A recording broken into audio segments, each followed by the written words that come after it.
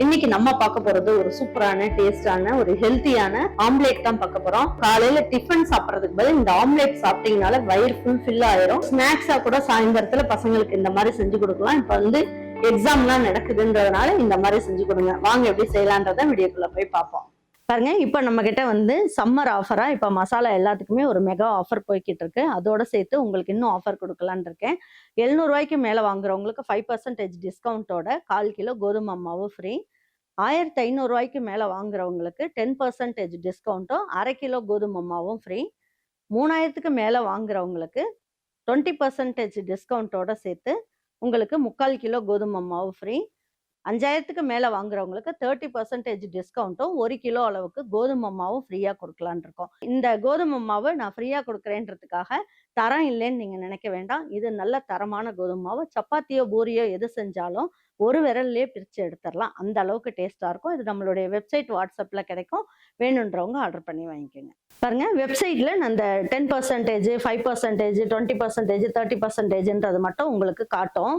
ஆனா இந்த ஃப்ரீயா நம்ம கொடுக்குற கோதுமை மாவை காட்டாது. நீங்க ஆர்டர் பண்ணிட்டீங்கன்னா நாங்களே உங்களுக்கு அந்த எந்த அளவுக்கு உங்களுக்கு கோதுமை மாவு வருமோ அதை உங்களுக்கு போட்டு அனுப்பிச்சிருவோம். நீங்க சந்தோஷமா வாங்கி. இந்த ஆம்லேட் செய்யறதுக்கு ஃபர்ஸ்ட் என்ன பண்ண போறேன்னா, ஒரு 6 பீஸ் அளவுக்கு பன்னீர். இது ஹோம்மேட் பன்னீர் தான். பாருங்க எவ்வளவு நல்லா சாஃப்டா சூப்பரா இருக்குன்னு பாருங்க. நல்லா சாஃப்டா இருக்கும். இப்ப இந்த பன்னீர் இதுல சேர்த்துக்குவோம். சேர்த்துட்டு இதுக்கு தேவையான அளவுக்கு உப்பு கொஞ்சமா சேர்த்துக்கலாம். சேர்த்துட்டு பல்ஸ்ல போட்டு எடுத்துடலாம். இப்ப எடுத்து பார்க்கலாம்.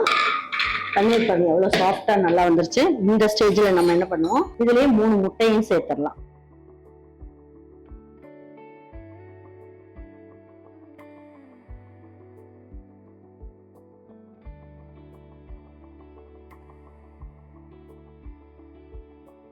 மிக்சில போட்டு பல்ஸ்ல போட்டு எடுத்துடலாம். இப்போ இதுல 2 ஸ்பூன் அளவுக்கு எண்ணெய் ஊத்திக்குவோம். எண்ணெய் ஊத்திட்டு நம்ம என்ன பண்ணலாம், இதுலயே ஒரு பச்சை மிளகா கட் பண்ணி வச்சிருக்கேன், இதை சேர்த்துக்கலாம். இதுலயே நம்ம என்ன பண்ணோம், ஒரே ஒரு பெரிய வெங்காயத்தை கொஞ்சம் பெருசா நீல வாக்குல கட் பண்ணியிருக்கேன்.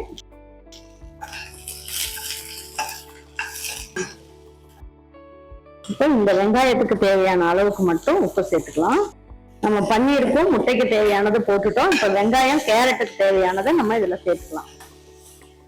இந்த மாதிரி வதக்குனதுக்கு அப்புறம் இதுல ஒரே ஒரு கேரட் துருவி வச்சிருக்கேன். இந்த கேரட்டையும் இதுலயே சேர்த்துக்கலாம்.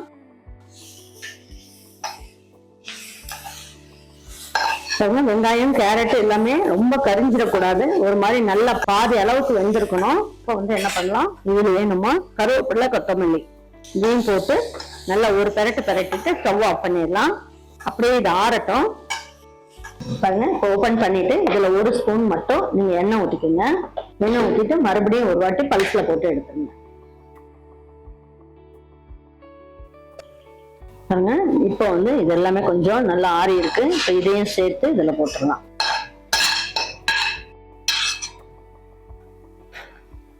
இப்ப நல்லா அந்த முட்டையை நல்லா மிக்ஸ் பண்ணிக்கலாம். கொஞ்சமா இதுல மிளகுத்தூள் சேர்த்துக்கலாம். இதுவும் நம்ம வீட்டுல கிடைக்கிற மிளகுத்தூள் தான். ரொம்ப நல்ல காரமா நல்லா இருக்கும், வாசனையா இருக்கும். அதனால கொஞ்சமா சேர்த்துக்கலாம். வாங்க இப்ப ஆம்லேட் எப்படி செய்யலான்றத பார்ப்போம். கொஞ்சமா எண்ணெய் ஊத்திக்கோங்க. நல்லா எல்லா பக்கமும் நல்லா ஸ்ப்ரெட் பண்ணி விட்டுடலாம். பாருங்க, இப்ப நல்லா கல்லு காஞ்சிருச்சு. இப்ப என்ன பண்ணலாம், நல்லா ஒரு வாட்டி மிக்ஸ் பண்ணிட்டு இந்த கேரட்டோட சேர்த்து நம்ம ஆம்லேட் போட்டுக்கலாம்.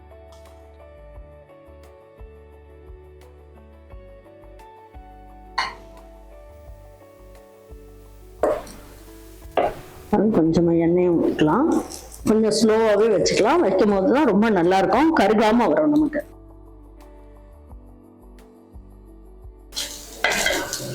சூப்பரான பன்னீர் எக் ஆம்லேட் ஜம்முன்னு ரெடி ஆயிடுச்சு. எடுத்து வச்சு பரிமாறிக்கலாம். பாருங்க, இன்னைக்கு நல்ல பன்னீர் முட்டை எல்லாம் போட்டு கேரட் எல்லாம் போட்டு இன்னைக்கு ஒரு அருமையான ஆம்லேட் தான் செஞ்சிருக்கோம். இந்த ஆம்லேட் நீங்க சாப்பாட்டுக்கு தான் வச்சு சாப்பிடணும்னு இல்லை, இதையே ஒரு சாப்பாடாவே நீங்க சாப்பிடலாம்.